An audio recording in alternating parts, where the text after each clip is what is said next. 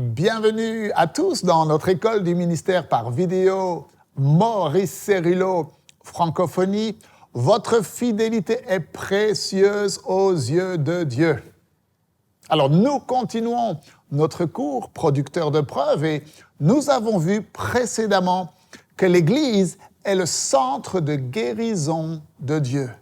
Et que là où 2 ou 3 sont assemblés en mon nom, a dit Jésus, là où 2 ou 3 sont réunis en son nom, il est au milieu d'eux. Il est temps que nous décidions d'être fidèles à notre véritable tâche. Et rappelez-vous, vous êtes un serviteur de Dieu à plein temps.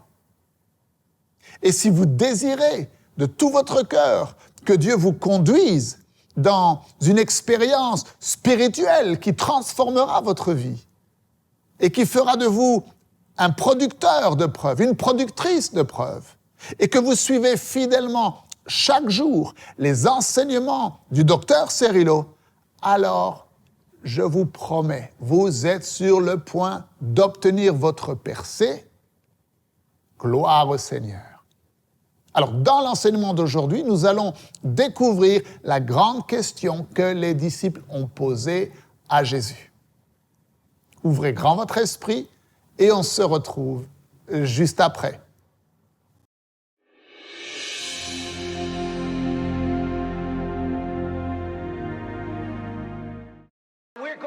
Alors nous allons commencer un voyage aujourd'hui. Un voyage très spécial. Et il nous conduira dans des territoires inexplorés.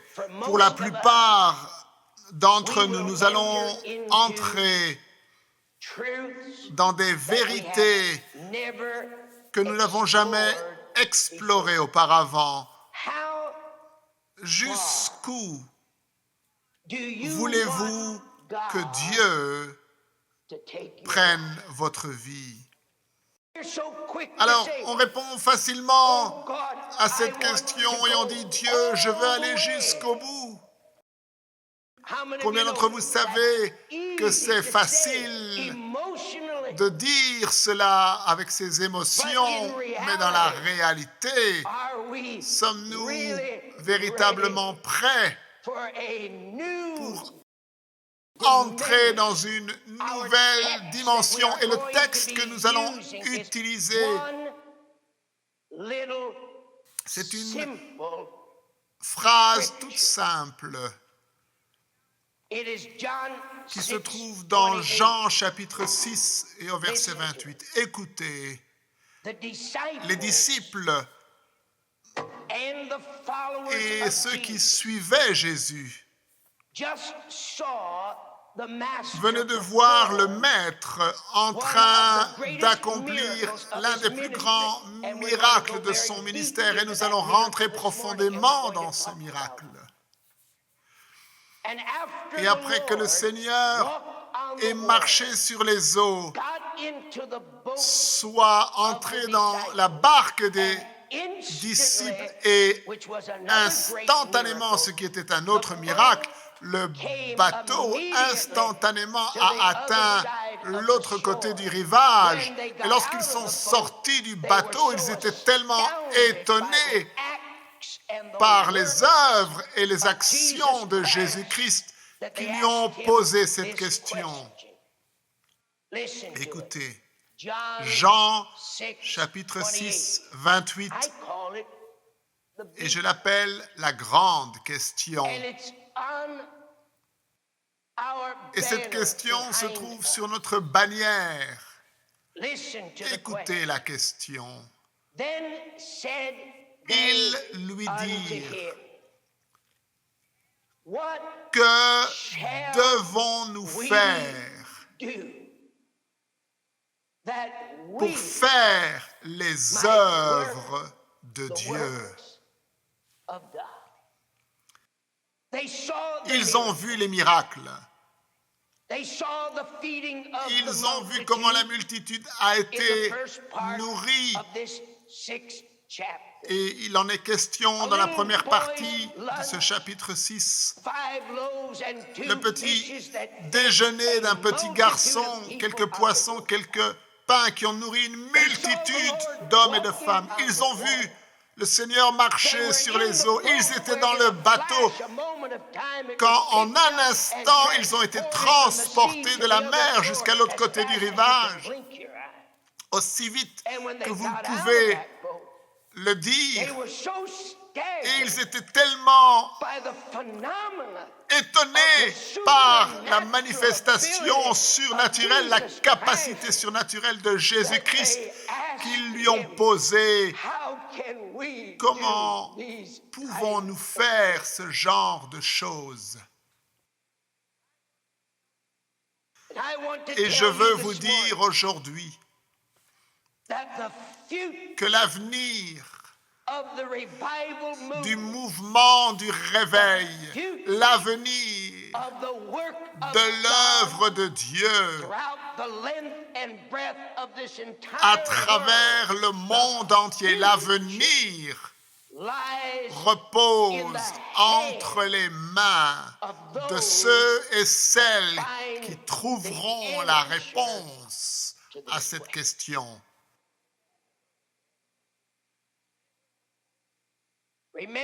Rappelez-vous de la deuxième partie de la prophétie que Dieu nous a donnée pour cette école du ministère. Il nous a dit, nous saurons comment. Vous voyez de quoi je parle? Dieu est un Dieu de but. Rien ne se produit par hasard. Nous saurons comment accomplir les œuvres de Dieu. C'est la promesse que Dieu nous a faite avant que nous quittions cette école, pas l'année prochaine, pas dans 6 mois, mais maintenant. Mettez vos mains devant vous. Et je ne veux pas que vous regardiez le frère Cerullo, mais aujourd'hui, je veux que Dieu vous emmène maintenant même dans cette nouvelle dimension. Je veux qu'il commence cette œuvre dans votre vie si profondément qu'il n'y aura aucun domaine de la gloire de Dieu dans lequel vous n'entriez pas. Ne regardez pas le frère Cerullo, mais regardez vos mains. Ouvrez grand vos yeux et regardez vos mains. Regardez vos mains. Et alors que vous faites cela, écoutez à la voix de Dieu.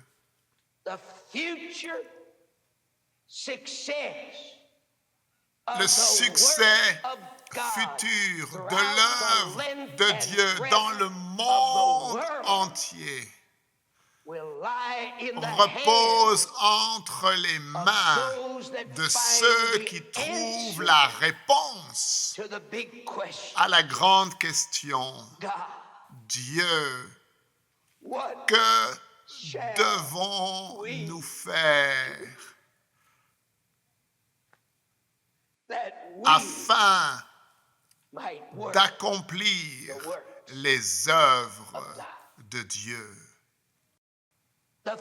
L'avenir ne se trouve pas dans les grandes prédications ou les grands prédicateurs, et je ne veux pas que vous me mépreniez dans ce que je suis en train de vous dire, et je voudrais clarifier quelque chose avant d'aller plus loin.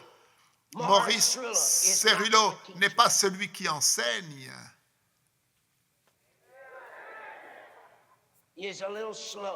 Moi, je suis un peu lent. Maurice Cerullo n'est pas l'enseignant. Qui est celui qui enseigne? Dites-le encore.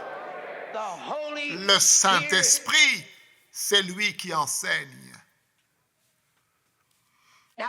Maintenant, lorsque je vous dis que l'avenir ne repose pas entre les mains des grands prédicateurs, je ne veux pas offenser un seul prédicateur présent dans cet endroit, car il y a des serviteurs de Dieu, de grandes églises, des églises de plus de 1000 personnes.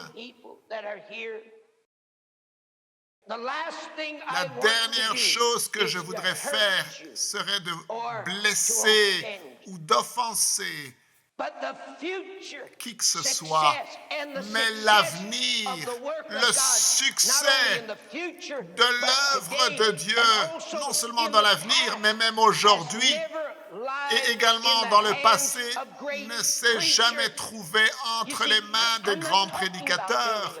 Je ne parle pas de bâtir une grande église, vous comprenez. Et c'est là où les gens ne comprennent pas. Et je ne parle pas non plus de bâtir une grande dénomination avec 1 million ou 2 millions ou 3 millions d'adhérents. Vous dites, frère Cerullo, de quoi parles-tu? Je vais te dire de quoi je parle. Je parle d'atteindre le monde. Je parle d'une manifestation qui est venue sur l'Église primitive au point où, au cours du 1er siècle jusqu'au 2e siècle, après la mort de Jésus-Christ, le monde entier a été atteint et il n'a pas été atteint par des grands prédicateurs. Maintenant, je ne sais pas pour vous, mais je sais pour ce petit prédicateur juif, j'aime les âmes, j'aime les âmes.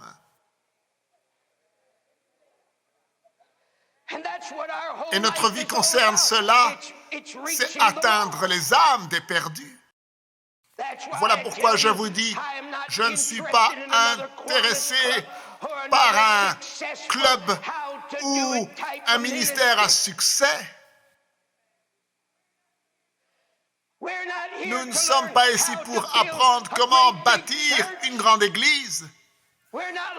Nous ne sommes pas ici pour apprendre comment commencer une œuvre. Dieu nous a apportés ici pour un but, afin qu'il puisse interjecter dans notre vie une percée spirituelle nouvelle qui nous rendra une partie intégrante pour atteindre le monde.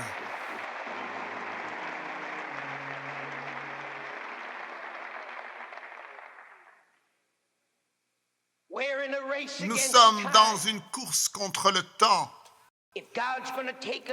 Si Dieu doit nous emmener dans une nouvelle dimension, combien d'entre vous savez qu'il va falloir que nous acceptions de faire tomber le masque et que nous acceptions de nous tenir spirituellement nus devant Dieu afin de permettre au Saint-Esprit de nous sonder. Nous sommes dans une course contre le temps.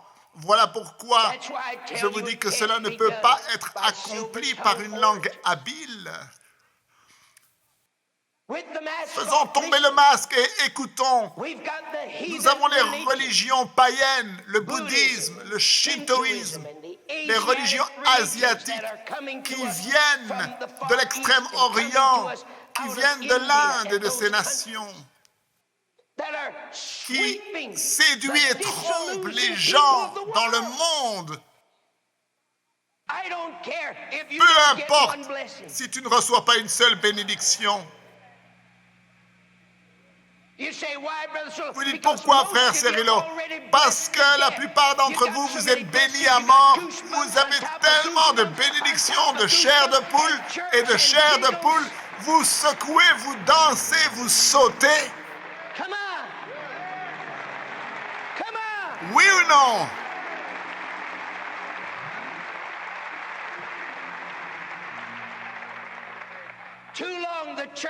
Pendant trop longtemps, l'Église de Jésus-Christ a été uniquement jusqu'au point des bénédictions.